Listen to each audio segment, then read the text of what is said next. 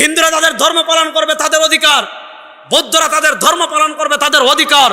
ইহুদিরা তাদের ধর্ম পালন করবে, তাদের অধিকার। খ্রিস্টানরা তাদের ধর্ম পালন করবে, তাদের অধিকার। মুসলমানরা তাদের ধর্ম পালন করবে, তাদের অধিকার। হিজাবের বিরুদ্ধে কোন জিহ্বা যদি আর বাংলাদেশে কথা বলে, এই দেশের মুসলমান সেই জিহ্বা ছিঁড়ে ফেলবে ইনশাআল্লাহ। দাড়ি রাখার কারণে বিভিন্ন প্রতিষ্ঠানে চাকরি হয় নাই, আছে না নাই? বৈষম্য বিরোধী আন্দোলন শুধু আওয়ামী লীগের বিরুদ্ধে হয় নাই, ইসলামের বিরুদ্ধে যারা বৈষম্যের ষড়যন্ত্র করেছেন আপনারা সতর্ক হয়ে যান। ইসলামের বিরুদ্ধে যারা ষড়যন্ত্র করবে, শেখ হাসিনার মতো ভারতেও জায়গা পাবেন না, বাংলাদেশ থেকে পালিয়ে যেতে হবে আপনাদেরকে, এই দেশে জায়গা পাবেন ইনশাআল্লাহ। মৌলিক দুইটা আকীদা শিখতে হবে। আমাদের পিতৃপুরুষ ছিলেন আদম। আদমের আগে পৃথিবীতে কোনো মানুষ ছিল না। মানুষ বানর থেকেও আসে নাই, মানুষ পানি থেকেও আসে নাই, মানুষ ফেনা থেকেও আসে নাই। মানুষের আদি পিতা হলেন আদম, মানুষের প্রথম মানুষ হলেন আদম। আল্লাহ তাকে সৃষ্টি করেছেন মাটি থেকে। আদমের আগে পৃথিবীতে কোনো মানুষ ছিল না। আমরা সবাই আদম সন্তান। যারা বিবর্তনবাদে বিশ্বাসী, যারা বিশ্বাস করে না মানুষ আদম থেকে আসে নাই, বানর লাফাইতে লাফাইতে মানুষ হয়ে গিয়েছে, তারা বানরের গোষ্ঠী হতে পারে, ওই বানরের গোষ্ঠীর জায়গায় বাংলাদেশে হবে না ইনশাআল্লাহ। আপনি ভালো করে বুঝেন, বৈষম্য ইসলাম কখনো সাপোর্ট করে না। আল্লাহ বৈষম্যের খণ্ডন করে কোরআনে বলেন, ওয়াজআলনাকুম শুউবান ওয়া কাবাইলা লিতাআরাফু। নবী করিম সাল্লাল্লাহু আলাইহি ওয়াসাল্লাম হাদিসে বলেছেন, লা ফাযলা লিআরাবিয়িন আলা আজামিয়িন ওয়ালা আজামিয়িন আলা আরাবিয়িন। ইসলাম কতটা ন্যায় শিখিয়েছে, ইসলাম কতটা ইনসাফ শিখিয়েছে। আল্লাহ বলেন, তুমি শেখ পরিবারের হলে বাংলাদেশে তোমার আলাদা সম্মান থাকবে, ইসলামে এগুলো নেই। ইসলামে সকল দামদামি চলে না। ইসলাম বলে ওয়াজআলনাকুম শুউবান ওয়া কাবাইলা লিতাআরাফু। তোমরা কেউ হবে বাংলাদেশের, কেউ হবে ভারতের, কেউ হবে পাকিস্তানের, কেউ হবে আফগানিস্তানের, কেউ হবে তুর্কিস্তানের, কেউ হবে তুরস্কের, কেউ হবে আরবের। আপনারা যে যে জায়গার হন না কেন, কার বাড়ি কোন জায়গায়, কে কোন বংশে, ইসলামে এগুলো নট এলাও। ইসলামে এগুলোর কোনো মর্যাদা। নবী করিম ইসলাম শিখিয়েছেন, মুসনাদে আহমদে হাদিস এসেছে, লা ফাযলা লিআরাবিয়িন আলা আজামিয়িন। আপনার বাড়ি আরবিতে, আপনি এজন্য বাংলাদেশ থেকে শিষ্য হয়ে যাবেন। আপনার বাড়ি গোপালগঞ্জে, এজন্য আপনি আওয়ামী লীগ ক্ষমতায় বলে স্পেশাল পাওয়ার দেখাইবেন। ইসলামে এগুলো নাই।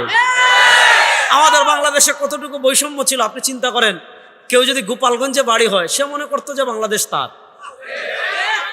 তার বাপের, তার বোনের জামাই, মানে তার দুলাভাইয়ের বন্ধুর খাতির একজন যদি আওয়ামী লীগের লিডার হয়, এর পাওয়ারে তার দুলাভাইয়ের ভাইয়ের চামচারা পাওয়ার বেড়ে যেত, সে তার রাজনৈতিক অভিভাবক হয়ে যেত। আজকে তোমাদের রাজনৈতিক অভিভাবকেরা কোথায়? সবাই পলাইছে, সবাই পলাইছে। তো আমি আপনাদেরকে যে জিনিসটা বুঝাতে চাচ্ছি, ইসলাম আমাদেরকে শিখিয়েছে, লা ফাযলা লিআরাবিয়িন আলা আজামিয়িন। আরবের কোনো বৈশিষ্ট্য নাই আজমের উপর, আজমের কোনো বৈশিষ্ট্য নাই আরবের উপর। ইসলাম বলে, যার অন্তরে আল্লাহর ভয় যত বেশি থাকবে, যার অন্তরে সরওয়ারে দু আলমের ইশক মোহাব্বত যত বেশি থাকবে, আল্লাহর কাছে তার তত দাম হবে, আল্লাহর কাছে তার তত দাম। বলেই নবী করিম সাল্লাল্লাহু আলাইহি ওয়াসাল্লামের দরবারে নিগ্র কালো সাহাবী ছিলেন হযরতে বেলাল হাবশী। আমরা তো আজকে কেউ যদি অমুক গোত্রের হয় তাকে দেখতে পারি না, কেউ যদি রিক্সা চালক হয় তাকে আমরা খাটো করে দেখি, অথচ বেলাল ছিলেন গোলাম, বেলাল ছিলেন কালো। নবী করিম সাল্লাল্লাহু আলাইহি ওয়াসাল্লাম মেরাজ থেকে এসে বলেন, ও বেলাল, ইন্নী সামিতু করানি আলিকা ফিল জান্নাহ। ও বেলাল, তুমি যখন মসজিদে নববী, তুমি যখন আযান দেওয়ার জন্য জমিনে হাঁটতে, তুমি যখন রাত্রে জমিনে হাঁটতে, তোমার পায়ের খটখট আওয়াজ আমি জান্নাতে শুনেছি। এটার নাম ইসলাম, এটার নাম। আর ইসলামের বিপরীত দেখেন, ইসলামের বিপরীত পৃথিবীতে যত তন্ত্র আছে, ইসলামের বিপরীত পৃথিবীতে যত মন্ত্র আছে, ইসলামের আগের তন্ত্র মন্ত্রের কথা বলেন, আপনি বর্তমান ইহুদিবাদের কথা বলেন, খ্রিস্টবাদের কথা বলেন, হিন্দুত্ববাদের কথা বলেন, ডেমোক্রেসির কথা বলেন, সেকুলারিজমের কথা বলেন, পৃথিবীর কোন তন্ত্র মন্ত্র দ্বারা দুনিয়ার মানুষ বৈষম্য দূর করতে পারে নাই। প্রকৃত বৈষম্য দুনিয়াতে দূর করেছে একমাত্র ইসলাম। ইসলাম ছাড়া আর কোনো কিছু দিয়ে বৈষম্য দূর করা যায়? এবার আসেন আমি কিছু কথা বলে সামনে আগাবো, সংক্ষিপ্ত ভূমিকা দিয়ে আমার মূল বিষয়ে চলে যাব। বাংলাদেশে আপনারা জানেন জুলাই এবং আগস্ট মাসে বাংলাদেশে বৈষম্য বিরোধী আন্দোলন হয়েছে, তারপর এটা এক পর্যায়ে এটা এক দফা এসেছে। আমি আপনাদেরকে একটা কথা বলি, এই বাংলাদেশের 52 বছরে আপনারা মানেন আর না মানেন, আগে একটা কথায় তো সবাই একমত, এ দেশ সংখ্যাগরিষ্ঠ মুসলমানের দেশ। এই দেশে সংখ্যাগরিষ্ঠ কারা? আরে ভয় পান না, বড় জুড়ে বলেন, এই দেশের সংখ্যাগরিষ্ঠ কারা? আপনি দেখেন ভারতে সংখ্যাগরিষ্ঠ হিন্দু, তারা তাদের ধর্মীয় ফ্যাসিলিটি ভাই স্বাধীনভাবে তাদের ধর্ম পালন করে। যে জায়গায় আপনি মিয়ানমারে যান, ওখানে ধর্ম মানে সংখ্যাগরিষ্ঠ হলো বৌদ্ধ হওয়ার কারণে আপনারা দেখেছেন তারা সাবেক আরাকান, বর্তমানের রাখাইন মায়ানমারের কি নিকৃষ্ট মুসলমানদের গণহত্যা চালিয়েছে। ভারতে হিন্দুরা সংখ্যাগরিষ্ঠ, আপনি কাশ্মীরের অবস্থা দেখেন, আপনি দিল্লির অবস্থা দেখেন, আপনি গুজরাটের অবস্থা দেখেন, আপনি আসামের অবস্থা দেখেন, আপনি হায়দ্রাবাদের অবস্থা দেখেন, আপনি সিকিমের অবস্থা দেখেন। ভারতের জায়গায় জায়গায় মুসলমানদের উপর অত্যাচার করা হয়েছে, বাবরি মসজিদকে শহীদ করা হয়েছে, গুজরাটে মুসলমানদের রক্ত দিয়ে ভাসিয়ে দেওয়া হয়েছে, কাশ্মীরে মুসলমানদের উপর অত্যাচার করা হয়েছে, আপনি যদি দেখেন হায়দ্রাবাদে মুসলমানদের উপর অত্যাচার করা হয়েছে। এর বিপরীত আপনারা দেখেন বাংলাদেশের সংখ্যাগরিষ্ঠ মুসলমান, ফ্যাসিস্ট আওয়ামী লীগের পতনের পর বাংলাদেশে আমরা জানি বাংলাদেশে কোনো মুসলমান কখনো মন্দিরে হামলা করে নাই, কোন মুসলমান কখনো মন্দিরে হামলা করতে পারে না। আমাদের ইসলাম আমাদেরকে ভিন্ন ধর্মীদের কোন ধর্মীয় যে তাদের যে ধর্মের যে নিদর্শনগুলো আছে, তাদের যে ধর্মীয় মানে তাদের নিজস্ব যে ইবাদতখানাগুলো আছে, মন্দির বলেন, গির্জা বলেন, চার্চ বলেন, আমাদের ইসলাম শিখায় এগুলো আমরা কখনো ধ্বংস করি না। কিন্তু আপনারা দেখেন আমাদের প্রতিবেশী দাদাদের দেশ, যারা সেকুলারিজমের কথা বলে, যারা ধর্মনিরপেক্ষতার কথা বলে, অথচ আমরা দেখেছি সেখানে বাবরি মসজিদকে শহীদ করা হয়েছে, শত শত মসজিদকে শহীদ করা হয়েছে, শত শত না হাজার হাজার মুসলমানদেরকে হত্যা করা হয়েছে। মুসলমানরা সবচেয়ে বেশি বৈষম্যের শিকার হচ্ছে ভারতে। এর বিপরীত দেখেন আমরা জানি আওয়ামী লীগ ফ্যাসিস্ট পতনের পর এই আওয়ামী লীগরা হিন্দু লীগের বেশে বাংলাদেশে এসে আমাদের স্বাধীনতা সার্বভৌমত্ব নষ্ট করতে পারে, এজন্য মুসলমান তো হামলা করতে পারে না, আওয়ামী লীগ সাম্প্রদায়িক দাঙ্গা লাগাতে পারে, এই আশঙ্কায় আমরাই মন্দির পাহারা দিয়েছি। হ্যাঁ, কিছু কিছু জায়গায় হিন্দুদের উপর আক্রমণ হয়েছে, এটা হিন্দু হওয়ার কারণে না, বরং ওই হিন্দুরা ছিল আওয়ামী লীগের দালালের জন্য। আপনি হিন্দু হলে আওয়ামী লীগ করবেন, আওয়ামী লীগের দালালি করবেন, তাহলে আপনাকে শাস্তি ভোগ করতে হবে না? অবশ্যই করতে হবে। মুসলমান তো করবেই, যারাই বাংলাদেশে ফ্যাসিস্ট আওয়ামী লীগের দালালি করেছে এই দেশে তাদের বিচার হবেই হবে ইনশাআল্লাহ। তাহলে আপনি পৃথিবীর সব জায়গায় দেখেন, আমি যে জিনিসটা আপনাদেরকে বুঝাচ্ছি, যেই দেশে যেই ধর্মের মানুষ সংখ্যাগরিষ্ঠ, ওই দেশে ওই ধর্মের মানুষ তারা তাদের ধর্মীয় স্বাধীনতা পায়। কিন্তু এর বিপরীত বাংলাদেশ দেখেন, স্বাধীনতার 52 বছরে বাংলাদেশের সবচেয়ে বেশি বৈষম্যের শিকার যারা হয়েছে এরা হলো মুসলমান। ঠিক না বে ঠিক? বাংলাদেশের সবচেয়ে বেশি বৈষম্যের শিকার হয়েছে কারা? আপনি দেখেন ইসলামের একটা গুরুত্বপূর্ণ শিয়ার হলো দাড়ি রাখা ওয়াজিব।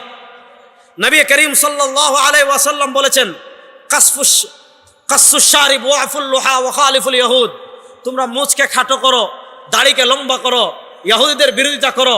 4 মাযহাব অনুযায়ী এক মুষ্টি দাড়ি রাখা ওয়াজিব, সাহাবা একরামের আমল দ্বারা প্রমাণিত। যেহেতু দাড়ির প্রামাণিকতা নিয়ে আমি আলোচনা করব না, এজন্য আমি সংক্ষিপ্তভাবে আলোচনা করে এগিয়ে যাচ্ছি। ইসলামে এক মুষ্টি দাড়ি রাখা প্রত্যেক মুসলমান ফরজের জন্য ওয়াজিব। কেউ যদি এক মুষ্টি দাড়ি কেটে ফেলে, ওয়াজিব তরক করার গুনাহ তার আমলনামায় লেখা হতে থাকবে। এবার বলেন, আমাদের দেশে এমন বৈষম্য আছে কি না যে দাড়ি রাখার কারণে পুলিশের চাকরি হয় নাই? আছে না নাই? দাড়ি রাখার কারণে বিভিন্ন প্রতিষ্ঠানে চাকরি হয় নাই? আছে না নাই? বৈষম্য বিরোধী আন্দোলন শুধু আওয়ামী লীগের বিরুদ্ধে হয় নয়, ইসলামের বিরুদ্ধে যারা বৈষম্যের ষড়যন্ত্র করেছেন আপনারা সতর্ক হয়ে যান। ইসলামের বিরুদ্ধে যারা ষড়যন্ত্র করবে শেখ হাসিনার মতো ভারতেও জায়গা পাবেন না, বাংলাদেশ থেকে পালিয়ে যাবে, আপনাদেরকে এই দেশে জায়গা পাবেন ইনশাআল্লাহ। কথা ভালো করে বুঝেন, আমাদের দেশে অনেক পুলিশ সদস্য আছে দাড়ি রাখলে মনে করে এরা জঙ্গি। আছে না নাই? এই দেশ কি আপনার বাবার? এই দেশ কি আপনার দাদার?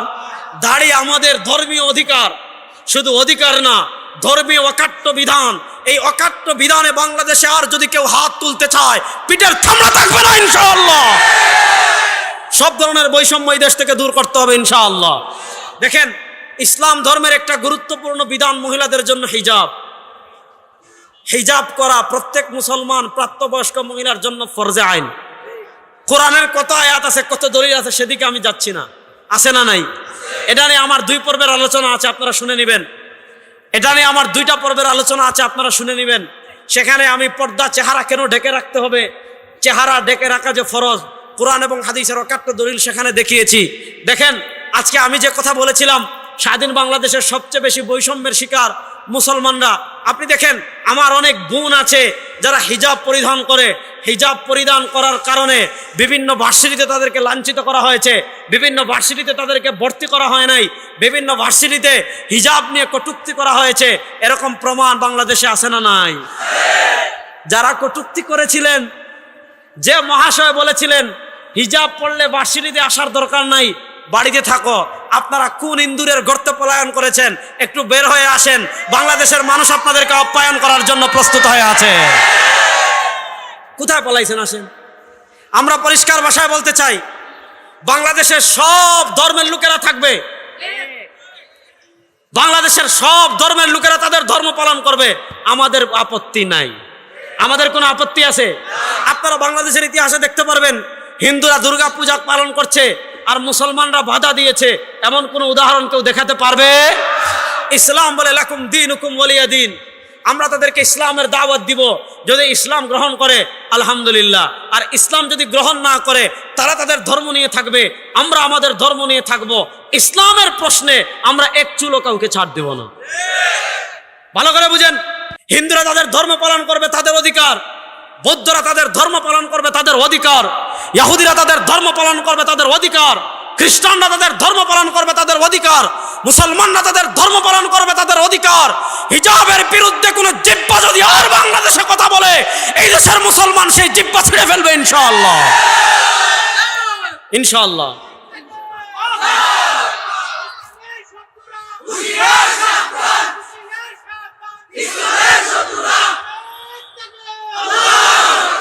আপনারা ভালো করে বুঝেন, আজকে আমরা বৈষম্যের কথা বলি। আপনি নাটকে আপনারা দেখেছেন, তাদের চেতনা একটাই, মুক্তিযুদ্ধ। আপনি দেখেছেন নাটকে মুক্তিযুদ্ধের চেতনার কথা বলে দাড়িকে, টুপিকে, পাঞ্জাবিকে, জামাকে কটাক্ষ করা হয় নাই? আপনি দেখেন 1971 সালে রাজাকার কারা ছিল, এটা বুঝতে হইলে খুব সহজ। আপনি দেখেন 2024 সালে কারা দেশের বিরুদ্ধে অবস্থান নিয়েছে, কারা মাতৃভূমির বিরুদ্ধে অবস্থান নিয়েছে। 2024 সালে যারা রাজাকার, এদের বাপদাদারা 1971 সালের রাজাকার। হিসাব সহজ।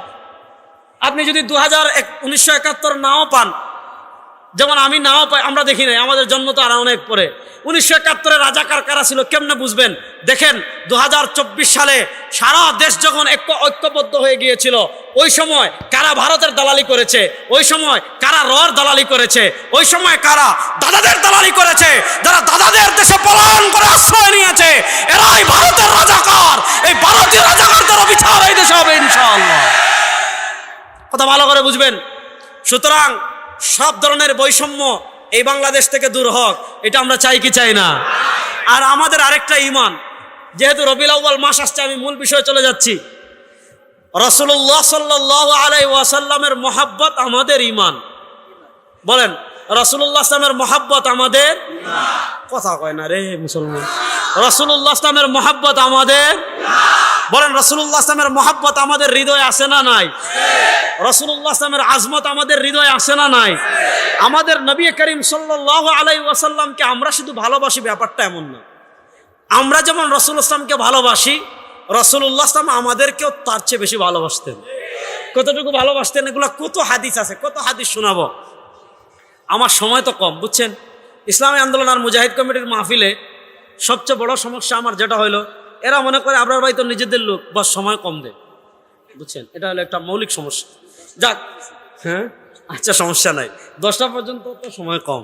ভালো করে বুঝেন, আম্মাজান আয়েশা রাদিয়াল্লাহু তাআলা আনহা বলেন, এই আম্মাজান আয়েশা রাদিয়াল্লাহু তাআলা হাদিস বুঝার আগে আমাদের মৌলিক একটা আকীদা শুনেন, শুধু আমাদের আকীদা না, আকীদার যে তিনটা মাযহাব রয়েছে, আশারীদের আকীদা, মাতুরিদীদের আকীদা, আসারীদের আকীদা, এক কথায় আহলুস সুন্নাহ ওয়াল জামাতের আকীদা হলো আমাদের নবী নিষ্পাপ। বলেন আমাদের নবী, মুখ খুলে বলেন না আমাদের নবী, আরে জুড়ে বলেন আমাদের নবী। তিনি প্রাতিষ্ঠানিক নবুয়ত লাভ করার আগে যে 40 বছর ছিলেন, ওই 40 বছর তিনি কোনো সগীরা গুনাহ করেন নাই। বলেন না সগীরা গুনাহ করেন নাই। সবাই হাত তুলেন, বলেন কোন সগীরা গুনাহ করেন নাই। কবিরা গুনাহ করার প্রশ্নই আসে, কবিরা গুনাহ করার প্রশ্নই আসে। এজন্য আমাদের আকীদা আমাদের নবী নিষ্পাপ। বলেন আমাদের আকীদা আমাদের নবী নিষ্পাপ। যেই নবী নিষ্পাপই শুধু না, আল্লাহ বলেন আলাম নাশরাহ লাকা সাদরাক ওয়া ওয়াযা'না আনকা বিজরাক আল্লাযী আনকাযা যাহরাক ওয়া রাফা'না লাকা যিকরাক। আল্লাহ বলেন ও আমার হাবিব, আপনি শুধু নিষ্পাপই না, আপনার সম্মান যাত্রাবাড়ির লোকজন বাড়ানো লাগবে না, আপনার সম্মান বাংলাদেশের মানুষ বাড়ানো লাগবে না, আপনার সম্মান দুনিয়ার কেউ বাড়ানো লাগবে না। আল্লাহ বলেন ওয়া রাফা'না লাকা যিকরাক, হাবিব আপনার আলোচনা আপনার সম্মান আমি আল্লাহ বাড়িয়ে দিয়েছি। কতটুকু বাড়িয়েছেন? ইযা যুকিরতু যুকিরতা মাই, ইযা যুকিরতু যুকিরতা মাই, ইদা যুকিরতু যুকিরতা মাই। আরে আপনি কালিমায়ে তাওহীদে যান, আপনি কালিমায়ে তয়্যিবায় যান, আপনি কালিমা শাহাদায় যান, আল্লাহকেও পাবেন, আমার রাসূলকে পাবেন। কালিমায়ে তয়্যিবায় যান, লা ইলাহা ইল্লাল্লাহর সাথে মুহাম্মাদুর রাসূলুল্লাহ আমার রাসূলকে পাবেন। আপনি কালিমায়ে শাহাদায় যান, আশহাদু আল্লা ইলাহা ইল্লাল্লাহর সাথে ওয়া আশহাদু আন্না মুহাম্মাদান আবদুহু ওয়া রাসূলুহু আমার রাসূলকে পাবেন। আপনি কবরে যান, মার রাব্বুকা আল্লাহকে পাবেন, ওমান হাযার রাজুলুল্লাযী বুইসা ফীকুম আমার রাসূলকে পাবেন। আপনি জান্নাতে যান, আমার রাসূলকে পাবেন। আমার রাসূল নাই এমন কোন জায়গা নাই। আল্লাহ বলেন ইদা যুকিরতু যুকিরতা মাই। দুনিয়ার মানুষ যেখানে আল্লাহ বলবে, দুনিয়ার মানুষ যেখানে আল্লাহর নাম উল্লেখ করবে, হাতে আমার রাসূলও আছেন। আপনি কালিমায় যান, আশহাদু লা ইলাহা ইল্লাল্লাহ, তাওহীদ পাবেন, সাথে মুহাম্মাদুর রাসূলুল্লাহ আছে না নাই? এখন কেউ যদি বলে আমি লা ইলাহা ইল্লাল্লাহ মানি, পয়েন্ট বুঝবেন যুবকরা, খুব ভালো করে বুঝো। কেউ যদি বলে আমি লা ইলাহা ইল্লাল্লাহ মানি কিন্তু মুহাম্মাদুর রাসূলুল্লাহ মানি না, কেউ যদি বলে আমি আশহাদু আল্লা ইলাহা ইল্লাল্লাহ ওয়াহদাহু লা শারীকা লাহু মানি কিন্তু ওয়া আশহাদু আন্না মুহাম্মাদান আবদুহু ওয়া রাসূলুহু মানি না, সে মুসলমান না কাফের? না রাস্তে বলেন কাফের। সে মুসলমান না কাফের? কাফের। বুঝা গেল রাসূল না থাকলে তো ঈমানই নাই। বলেন রাসূল না থাকলে ঈমানই নাই। আচ্ছা যাক, আজকে আমি খতমে নবুয়ত নিয়ে যেহেতু আলোচনা করবো না, ওদিকে যাচ্ছি না। কত আলোচনা করা দরকার আসলে, ভালো করে বুঝেন। আমাদের নবী করিম ইসলাম নিষ্পাপ, আমাদের নবী করিম ইসলামের সম্মান আল্লাহ বাড়িয়েছেন। সেই নবী কেমনে থাকতেন জানেন? ইমাম তিরমিজি রাহিমাহুল্লাহ শামাইলুল মুহাম্মাদিয়াতে হাদিস এনেছেন। নবী করিম ইসলামের একটা চরিত্র ছিল, কানা রাসূলুল্লাহ সাল্লাল্লাহু আলাইহি ওয়াসাল্লাম তাবিল আস-সামতি দাইমাল ফিকরি। আল্লাহ নবী সাল্লাল্লাহু আলাইহি ওয়াসাল্লাম কথা কম বলতেন, চিন্তা করতেন বেশি। প্রশ্ন হলো যেই নবী নিষ্পাপ, প্রশ্ন হলো যেই নবী ইমামুল আম্বিয়া, আল্লাহ নবী বলেন আলা সাইয়্যিদু ওয়ালাদি আদম। বুখারী শরীফে হাদিস আসছে আনা সাইয়্যিদু ওয়ালাদি আদম লা ফখর, আনা ইমামুল আম্বিয়া লা ফখর। নবী করিম সাল্লাল্লাহু আলাইহি ওয়াসাল্লাম বলেন আমার পরিচয় জানো, কিয়ামতের দিন আদম থেকে নিয়ে সব মানুষ উঠবে, সেই দিন নেতা হব আমি। আনা ইমামুল আম্বিয়া লা ফখর, সব নবীদের ইমাম আমি, সব নবীদের নেতা আমি, আমার কোনো অহংকার নাই। তো সেই নবী কথা বলতেন কম, চিন্তা করতেন বেশি। প্রশ্ন হলো যেই নবী এত দামি, যেই নবীর এত মর্যাদা, যেই নবীর সম্মান বলতে গেলে অনেক লম্বা, সেই নবী চিন্তা করতেন কেন বেশি? তিনি চিন্তা করতেন আমাদের, তিনি চিন্তা করতেন কাদের? হযরত ইমাম বাজ্জার রাহিমাহুল্লাহ মুসনাদে বাজ্জারে হাদিস এনেছেন। আম্মাজান আয়েশা রাদিয়াল্লাহু তাআলা আনহা বলেন লাম্মা রাআইতু রাসূলুল্লাহ সাল্লাল্লাহু আলাইহি ওয়াসাল্লাম হালাতা তিবিন। আল্লাহ নবী সাল্লাল্লাহু আলাইহি ওয়াসাল্লাম যেহেতু চিন্তা করতেন বেশি, তিনি হাসতেন কম, প্রফুল্ল চিত্তে থাকতেন কম। আম্মাজান আয়েশা রাদিয়াল্লাহু তাআলা বলেন যখন আমি দেখতাম নবী করিম সাল্লাল্লাহু আলাইহি ওয়াসাল্লামের মনটা একটু ভালো, যখন দেখতাম আজকে তিনি একটু খুশি, আম্মাজান আয়েশা বলেন আমি তখন নবী করিম ইসলামের কাছে গিয়ে বলতাম ইয়া রাসূলুল্লাহ উদউ লি ইনদা রাব্বি, ওগো আল্লাহর নবী আজকে তো আপনার মনটা একটু ভালো, আমি আয়েশার জন্য আল্লাহর কাছে একটু দোয়া করেন। আম্মাজান আয়েশা যখন এই কথা বলতেন, হাদিস আসছে ফারাফা ইয়াদাইহি, নবী করিম সাল্লাল্লাহু আলাইহি ওয়াসাল্লাম দুই হাত তুলতেন আর দোয়া করতেন, আল্লাহুম্মা গফির লি আয়েশা মা তাকাদ্দামা মিন যামবিহা ওয়া মা তাআখার, আল্লাহুম্মা গফির লি আয়েশা মা তাকাদ্দামা মিন যামবিহা ওয়া মা তাআখার। আয় আল্লাহ, আপনার বান্দি আয়েশা জীবনে যত গুনাহ পূর্বে করেছে, সামনে যত গুনাহ করবে, আল্লাহ আয়েশার সব গুনাহ মাফ করে দেন। দেখেন আম্মাজান আয়েশা জানেন যে বন্দুক দিয়ে গুলি করলে মিস হতে পারে, আপনি তীরন্দাজ তীর মারলে মিস হতে পারে, কিন্তু সরওয়ারে দো আলমের দোয়া কখনো মিস হতে পারে। আম্মাজান আয়েশা খুশি হয়ে যেতেন। আল্লাহ নবী বলেন, আতাজাবিনা ইয়া আয়েশা, ও আয়েশা, তোমার জন্য মাত্র একবার দোয়া করেছি, তুমি অবাক হয়ে যাচ্ছ। ইন্নী আদউ লি উম্মতি ফি দুবুরি কুল্লি সালাত। ও আয়েশা, আমার যে এতিম উম্মত 1400 বছর পরে দুনিয়াতে আসবে, যারা আমার দিন বিজয়ের স্বপ্ন দেখবে, যারা আমার ইসলাম বিজয়ের স্বপ্ন দেখবে, যারা আমার আদর্শ বাস্তবায়নের মেহনত করবে, শুনো, আমার এতিম উম্মতের জন্য যেই দোয়া আমি তোমার জন্য একবার করেছি, আমি আমার এতিম উম্মতের জন্য ওই দোয়া প্রত্যেক নামাজের পর করি। তাহলে আমাদের প্রতি নবী করিম ইসলামের মহব্বত আজমত আছে না নাই? বড় আসতে বললেন, কতটুকু মহব্বত। আরেকটা হাদিস শুনেন, অনেক হাদিস, কত হাদিস বলবো, আরেকটা হাদিস বলে সামনে আগাই। এটাও মুসনাদে বাজ্জারে হাদিস এসেছে। নবী করিম সাল্লাল্লাহু আলাইহি ওয়াসাল্লাম বলেন, মুরব্বী উঠেন না, বসেন। এক বেচারা মুরব্বী বলে, হ্যাঁ শুনেন, নবী করিম সাল্লাল্লাহু আলাইহি ওয়াসাল্লাম আরেক হাদিসে বলেন, লিকুল্লি নবিয়্যিন দাওয়াতুন মুস্তাজাবাহ, লিকুল্লি নবিয়্যিন দাওয়াতুন মুস্তাজাবাহ ওয়াকাদ তাআজ্জালা কুল্লু নবিয়্যিন দাওয়াতাহুম। বড় মজার হাদিস। আমার হাবিব বলেন, আল্লাহ দুনিয়াতে যত নবী পাঠিয়েছেন, আল্লাহ দুনিয়াতে যত রাসূল পাঠিয়েছেন, লিকুল্লি নবিয়্যিন দাওয়াতুন মুস্তাজাবাহ, সব নবী এবং রাসূলকে আল্লাহ রাব্বুল ইজ্জত ওয়াল জালাল দুনিয়াতে একটা স্পেশাল দোয়ার অফার করেছিলেন। কিসের অফার? বলেন না, কিসের অফার? কেমন দোয়া? দাওয়াতুন মুস্তাজাবাহ।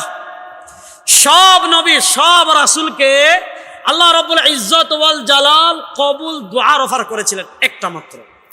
একটা সময় আল্লাহ জিবরিলকে পাঠিয়ে নবীদেরকে মেসেজ দিয়েছেন যে এখন কবুল দোয়ার একটা অফার, যেই দোয়া করবেন আল্লাহ সেই দোয়া কবুল করবে, যা চাইবে আল্লাহ আপনাকে তা দান করবে, যা করে দেওয়ার কথা বলবেন আল্লাহ আপনাকে তা দান করবে।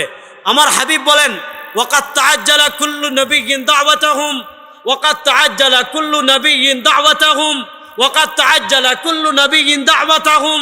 আল্লাহ সব নবীকে অফার করার পর, আল্লাহ সব নবীকে অফার করার পর সব নবীরা দোয়া দুনিয়াতে করে চলে গিয়েছেন, কিন্তু হাবিবে কিবরিয়া সাল্লাল্লাহু আলাইহি ওয়াসাল্লাম বলেন, ইন্নী ইখতারতু দাওয়াতি লিআহলিল কাবাইর মিন উম্মতি। আমি আমার স্পেশাল দোয়াটা দুনিয়াতে করে যাই নাই, আমার যে এতিম উম্মতেরা কবিরা গুনাহ করে জাহান্নামী হয়ে যাবে, তাদেরকে সুপারিশ করে জাহান্নাম থেকে বের করার জন্য আমার স্পেশাল দোয়াটা হাসরের মাঠের জন্য রেখে দিয়েছি। সুবহানাল্লাহটা বড় আসতে বললেন। এবার বলেন, নবী করিম সাল্লাল্লাহু আলাইহি ওয়াসাল্লামের সুপারিশ লাভ আমরা করতে চাই কি চাই না? কারা কারা চান? রাসূলুল্লাহ সাল্লাল্লাহু আলাইহি ওয়াসাল্লামের সুপারিশ লাভ করতে আমরা চাই কি চাই না? নবী করিম সাল্লাল্লাহু আলাইহি ওয়াসাল্লামের সুপারিশ ছাড়া কোন বাপের বেটার জন্য জান্নাতে যাওয়ার সুযোগ। তাহলে নবী করিম সাল্লাল্লাহু আলাইহি ওয়াসাল্লাম আমাদেরকে কত মহব্বত করতেন। তাহলে যেই নবী এত মহব্বত আমাদেরকে করতেন, সেই নবীর আজমত মহব্বত আমাদের হৃদয়ে আছে না নাই? বড় আস্তে কইলেন। সেই নবীর আজমত মহব্বত আমাদের হৃদয়ে আছে না নাই? শুধু আজমত মহব্বত হৃদয়ে না, রাসূলুল্লাহ সাল্লাল্লাহু আলাইহি ওয়াসাল্লামের আজমত মহব্বত আমাদের ঈমান। বলেন, নবী করিম সাল্লাল্লাহু আলাইহি ওয়াসাল্লামের আজমত মহব্বত আমাদের, মুখ খুলে বলেন না আমাদের। যার অন্তরে নবী করিম সাল্লাল্লাহু আলাইহি ওয়াসাল্লামের মহব্বত নাই, এটা মুনাফিক। যার অন্তরে নবীর মহব্বত নাই, এটা দেখেন, ইসলামে একটা গুরুত্বপূর্ণ ইস্যু হলো শাতিমে রাসূল।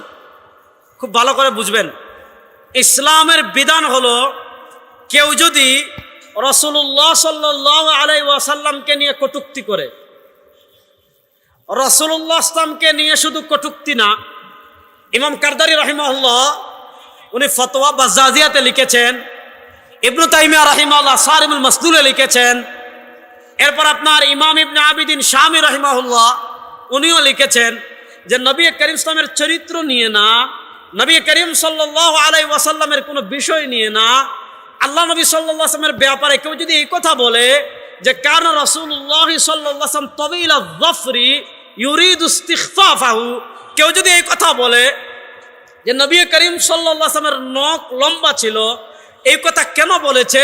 ইউরিদু ইস্তিখফাফা। কেউ যদি এই কথা বলে যে নবী করিম সাল্লাল্লাহু আলাইহি ওয়াসাল্লামের নখ লম্বা ছিল, এই কথা দ্বারা কি উদ্দেশ্য নিয়েছে? এই কথা দ্বারা উদ্দেশ্য নিয়েছে আল্লাহ নবী ইসলামকে হাকারত, তুচ্ছতার দৃষ্টিতে দেখা। যদি কেউ আল্লাহ নবী ইসলামের ব্যাপারে কটূক্তি বা নবীর সম্মান খাটো করার জন্য এই কথা বলে যে আল্লাহ নবী ইসলামের নখ লম্বা ছিল, এই কথা বলতে দেরি, সে মুরতাদ হতে দেরি না। এই কথা বলতে দেরি, সে মুরতাদ হতে দেরি। বলেন না, এই কথা বলতে দেরি, সে মুরতাদ হতে দেরি। এই জন্য রাসূলুল্লাহ ইসলামের আজমত মহাব্বত আমাদের ঈমান। শুনেন, আপনি নাস্তিক হয়ে থাকেন, আমাদের সমস্যা নাই। আপনি আল্লাহ না মানেন, আমাদের সমস্যা নাই। আপনি ফেরেশতা না মানেন, আমাদের সমস্যা নাই। আপনি নবীর নবুয়ত মানেন না মানেন, আপনার সমস্যা নাই। কিন্তু যদি আপনি আমার নবীর শান মনে আঘাত করেন, বাংলাদেশের মানুষ আপনাদেরকে জীবন্ত কবর দিয়ে দিবে। আমার নবীর শান মানের দিকে যদি চোখ তুলেন, চোখ টান দিয়ে ছেড়ে ফেলা হবে ইনশাআল্লাহ। এই দেশের নাস্তিকরা থাকুক, আমাদের আপত্তি নাই। আপনি নাস্তিক হবেন না, খ্রিস্টান হবেন না, ইহুদি হবেন না, বৌদ্ধ হবেন, আমার কিছু যায় আসে না। কিন্তু নবীকে গালি দিয়ে কেউ বাংলাদেশে থাকতে পারবে না ইনশাআল্লাহ। আল্লাহ নবী সাল্লাল্লাহু আলাইহি ওয়াসাল্লামের শান মানে কটূক্তি করে বাংলাদেশের ওই দিন চলে গেছে। আপনি গিয়ে ব্লগার রাজীবকে দ্বিতীয় মুক্তিযুদ্ধের প্রথম শহীদ বলবেন, ওই দিন চলে গেছে। আপনি নাস্তিক হয়ে থাকেন, আমাদের আপত্তি নাই। কিন্তু খবরদার, এই নতুন বাংলাদেশে রাসূলুল্লাহ রসলামের সম্মান বাদ দেন। আল্লাহ নবী ইসলাম দুনিয়া থেকে চলে গিয়েছেন 11 হিজরিতে, আর আজকে 1446 হিজরি রবিউল আউয়াল। খুব মনোযোগ দিয়ে বুঝেন, পৃথিবীতে এমন একজন মহামানব দেখান, তিনি দুনিয়া থেকে 1400 বছর আগে গিয়েছেন। আমার নবী দুনিয়া থেকে বিদায় নিয়েছেন 1400 বছর আগে। 1435 বছর পরে আল্লাহ নবী ইসলামের শুধু সম্মান না, আল্লাহ নবী ইসলামের একটা চুল মুবারকের ইজ্জতের হেফাজতের জন্য, আল্লাহ নবী ইসলামের একটা দাড়ি মুবারকের ইজ্জতের হেফাজতের জন্য লক্ষ লক্ষ মুসলমান তাদের জীবন দিতে এখনো প্রস্তুত ইনশাআল্লাহ। প্রস্তুত আছেন না? ইনশাআল্লাহ। সুতরাং আমরা সবকিছু সহ্য করব, নবীর অপমান এই বাংলায় আর সহ্য হবে না ইনশাআল্লাহ। তাহলে নবীর মহাব্বত আমাদের ঈমান। বলেন, নবীর মহাব্বত আমাদের। এবার বলেন, নবী করিম ইসলামের মহাব্বত আমাদের হৃদয়ে আছে না নাই? দেখেন, এমন বহু মুসলমান পাবেন নামাজ পড়ে না, রোজা রাখে না, হজ করে না, যাকাত দেয় না, রাসূলুল্লাহ সাল্লাল্লাহু আলাইহি ওয়াসাল্লামের যে ইসলাম নিয়ে এসেছেন, ইসলামের কিছুই সে মানে না, শুধু কালেমাটাও পড়েছে, কিন্তু তার অন্তরেও রাসূলের মহাব্বত আছে। তার সামনে কেউ রাসূলকে গালি দিয়ে যাইতে পারে না। রাসূলের মহাব্বত আমাদের হৃদয়ে আছে না নাই? কেন থাকবে না? সেই নবী প্রথম মায়ার নবী আমাদের। নবী বলেন, আমার ইসলাম তোদের কাছে রেখে যাচ্ছি, বুখারীর হাদিস। চিন্তা করিস না, আনা ফারাতুল লাকুম ইনদাল হাউযি ইয়াউমাল কিয়ামা। কিয়ামতের দিন সব নবীরা যখন তাদের উম্মতের কথা বলে যাবে, আনা ফারাতুল লাকুম ইনদাল হাউযি ইনদা। আজকে আপনাদের প্রধান অতিথি আসলে আপনারা ফুল নিয়ে থাকেন না? নবী বলেন, কিয়ামতের দিন হাউজে কাউসারে আমি ফুল নিয়ে তোদের অপেক্ষা করতে থাকি। আনা ফারাতুল লাকুম ইনদাল হাউযি ইয়াউমাল কিয়ামা, আনা ফারাতুল লাকুম ইনদাল হাউযি ইয়াউমাল কিয়ামা। কিয়ামতের দিন নবী করিম সাল্লাল্লাহু আলাইহি ওয়াসাল্লাম হাউজে কাউসারে আমাদের অপেক্ষা করতে থাকবেন। সেই হাউজে কাউসার আল্লাহ স্পেশাল আমাদেরকেই দান করেছেন। ও আদাদু কুবিহি মিসলু আদাদিন নুজুম। আসমানে যত তারকা রয়েছে, তারকা সমপরিমাণ পাত্র আল্লাহ হাউজে কাউসারে আমাদের জন্য সাজিয়ে রেখেছেন। আমার নবী নিজের হাতে পানি আমাদেরকে পান করান। নবীর হাতে হাউজে কাউসারের পানি পান করার জন্য আমরা চাই কি চাই না? আল্লাহ আমাদের সবাইকে নবীর হাতে হাউজে কাউসারের পানি পান করার তো। এবার বুঝেন, তাহলে নবীর মহাব্বত আমাদের হৃদয় আছে না নাই? এবার বুঝেন, নবীর মহাব্বত কেমনে প্রকাশ করবেন? নবীর মহাব্বত আপনি মনে করেন শনির আখড়ার যত মিষ্টি আছে, আপনি 12 রবিউল আউয়াল সব মিষ্টি খেয়ে ফেললেন, এটার সাথে নবীর মহাব্বতের কোনো সম্পর্ক আছে? কথা বুঝেন। আপনি মনে করেন এই এলাকায় শনির আখড়া গরুর হাট তো নাই, ঈদের সময় হয়, এইদিকে গরুর হাট থেকে 10-12টা গরু কিনে এনেছেন, গরু কিনে এনে জবাই করে ভালো কয়েক ডেক বিরিয়ানি রান্না করেছেন। এই বিরিয়ানি রান্না করে দুমদাম করে খেলেন, খাওয়ালেন। এগুলোর সাথে নবীর মহাব্বতের কোনো সম্পর্ক আছে? শুনেন, নবীর মহাব্বত আপনি প্রকাশ করতে হবে ইতাআতুর রাসূল তথা নবী করিম সাল্লাল্লাহু আলাইহি ওয়াসাল্লামের আনুগত্যের মাধ্যমে। নবীর আনুগত্য কেমনে করবে, এটা একটা স্বতন্ত্র টপিক। ওই টপিকে সময় কম, আপনি যাচ্ছেন না। এবার বুঝেন, নবী করিম সাল্লাল্লাহু আলাইহি ওয়াসাল্লাম দুনিয়াতে এসেছেন, এতে আমরা খুশি না বেজার? বড় আস্তে বললেন। রাসূলুল্লাহ সাল্লাল্লাহু আলাইহি ওয়াসাল্লাম আসার কারণে আমরা জান্নাত পেলাম, ঈমান পেলাম, ইসলাম পেলাম, কোরআন পেলাম, সরওয়ার দু আলমের উম্মত হলাম। আমরা খুশি না বেজার? দেখে নবীর উম্মত হওয়ার কারণে কারা বেজার দেখে আগে হাত তুলেন তো। সরওয়ার দু আলমের উম্মত হওয়ার কারণে কারা খুশি দেখে হাত তুলেন তো। তাহলে সরওয়ার দু আলম না আসলে আমরা ইসলাম পেতাম না, কোরআন পেতাম না, নবী পেতাম না, জান্নাতের আমরা কি পেতাম না, সন্ধান পেতাম না। নবী করিম সাল্লাল্লাহু আলাইহি ওয়াসাল্লাম দুনিয়াতে আসার কারণে ইসলাম পেলাম, কোরআন পেলাম, নবী পেলাম, জান্নাত পেলাম, শয়তান সম্পর্কে জানলাম, হেদায়েতের সন্ধান পেলাম। আমরা সবাই খুশি। তাহলে নবীর আগমনে আমরা খুশি না বেজার? খুশি। দেখেন, আপনার ছেলে হলে আপনি খুশি হন, নবীর আগমনে আমরা খুশি। আপনার ছেলে হলে আপনি খুশি হন, খুশি হয়ে কি করেন? যদি সামর্থ্য থাকে গরু জবাই করেন, আর কিছু না হলে যেমন 5ই আগস্ট শেখ হাসিনা যখন ভারত পলাইছে, বাংলাদেশের কিন্তু সব মিষ্টির দোকান খালি হয়ে গিয়েছিল। খালি হয় নাই? কথা কয় না রে, মিষ্টির দোকান খালি হয় নাই? এই যে আপনি শেখ হাসিনা, ফ্যাসিস্ট হাসিনা পলায়ন করার কারণে আপনি খুশি হয়েছেন, খুশি হয়ে মানুষদেরকে মিষ্টি খাইয়েছেন, আপনি খুশি প্রকাশ করেছেন মিষ্টির মাধ্যমে। রাসূলুল্লাহ সাল্লাল্লাহু আলাইহি ওয়াসাল্লাম দুনিয়াতে এসেছেন, আমরা খুশি না বেজার? এই রাসূল ইসলামের দুনিয়াতে আসা, এটাকে আরবিতে বলে মিলাদ। মিলাদুন নবী মানে নবী করিম ইসলামের জন্ম। রাসূলুল্লাহ ইসলামের জন্ম অস্বীকার করে এমন কোন ব্যক্তি দুনিয়াতে আছে? আর বেটা, তিনি যদি জন্মগ্রহণ না করেন তো মুহাম্মদ হইলেন কেমনে? তিনি নবী হইলেন কেমনে? কোরআন পাইলেন কেমনে? রাসূলুল্লাহ ইসলামের জন্ম তো দুনিয়ার কোনো মানুষ অস্বীকার করে? আচ্ছা, রাসূল ইসলাম দুনিয়াতে আসছেন, আমরা খুশি না বেজার? এবার বলেন, খুশির উপলক্ষে মানুষ কিছু করে, যেমন শেখ হাসিনা পালিয়েছে, আপনি খুশি হয়ে মিষ্টি খাইয়েছেন। রাসূল